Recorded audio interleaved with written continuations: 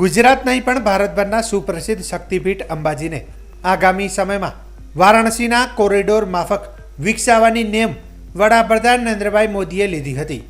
ગુજરાતના પનોતા પુત્ર પીએમ મોદીની સીધી દેખરેખ હેઠળ અંબાજી એક નવા રંગરૂપમાં જોવા મળશે।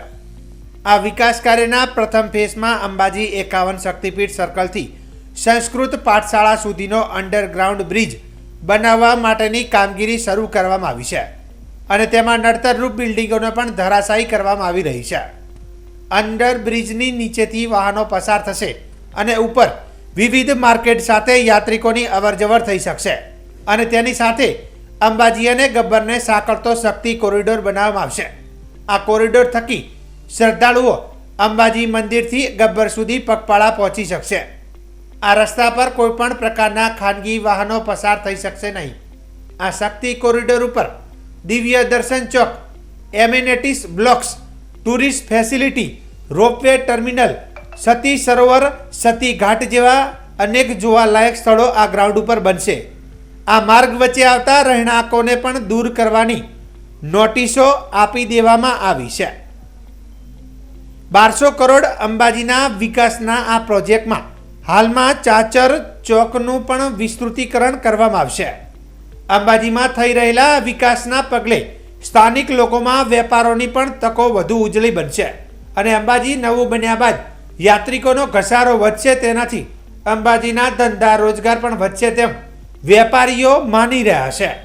અંબાજી ખાતે આગામી સમયમાં જે માસ્ટર પ્લાનિંગ ગુજરાત પવિત્ર તથા વિકાસ બોર્ડ સરકાર દ્વારા કરેલું છે તેનું અમલીકરણ થશે અને અંબાજી મંદિર શક્તિદ્વારથી ગબ્બર પર્વત સુધી એક શક્તિ કોરિડોરનું નિર્માણ થશે અને બસ સ્ટેન્ડથી જૂના નાકા સુધી ત્યાં એક અંડરપાસ નિર્માણ પામશે અને આગામી સમયમાં આ કામગીરી ચાલુ થઈ જશે।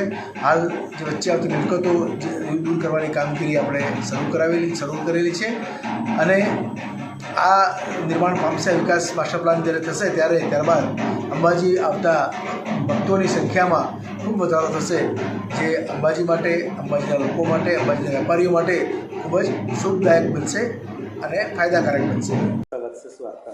જય શ્રી અંબે। સરકારશ્રી દ્વારા એક સ્તુત્ય પગલું છે કે જે વિકાસનું કરી રહ્યા છે।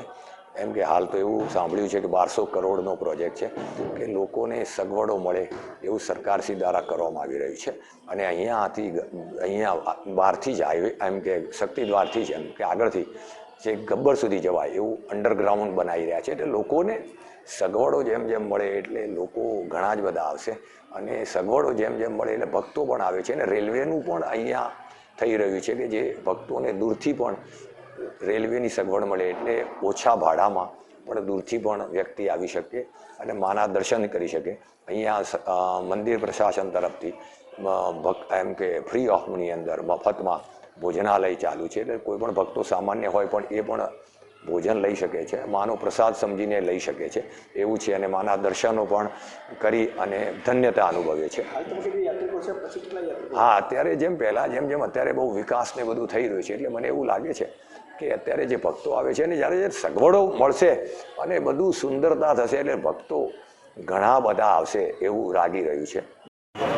હાલ તબક્કે જે અંબાજીમાં વિકાસની યોજના ચાલી છે એમાં 1200 કરોડ રૂપિયા જેવું અહીંયા મંદિર વાપરવાનું છે ને ઓવરબ્રિજ બનાવવાનું છે, અંડરગ્રાઉન્ડ બનાવવાનું છે, રેલવેનું જે પણ કામ ચાલુ છે ને ધંધા રોજગારમાં પણ 4-5 વર્ષ પછી સારું બધાને રોજગાર મળશે ને આવનારો અંબાજી આખું બદલાઈ જશે 4-5 વર્ષમાં। ધંધા રોજગાર કેવા વધશે અને યાત્રિકોનો આવરો હવે કેવો વધશે? ધંધા રોજગાર પણ વધશે ને યાત્રાનું પણ 4 ગુણા આવશે એટલે વેપારીનો ફાયદો થશે, બધાને ફાયદો થશે, રોજીરોટી બધાને મળશે, યાત્રિકોની સુવિધા વધશે, રેલવેમાં પણ આખી હોટલ બનવાની છે, અહીંયા પણ આખું કોરિડોર બનશે એટલે બધાને રોજગાર વધશે।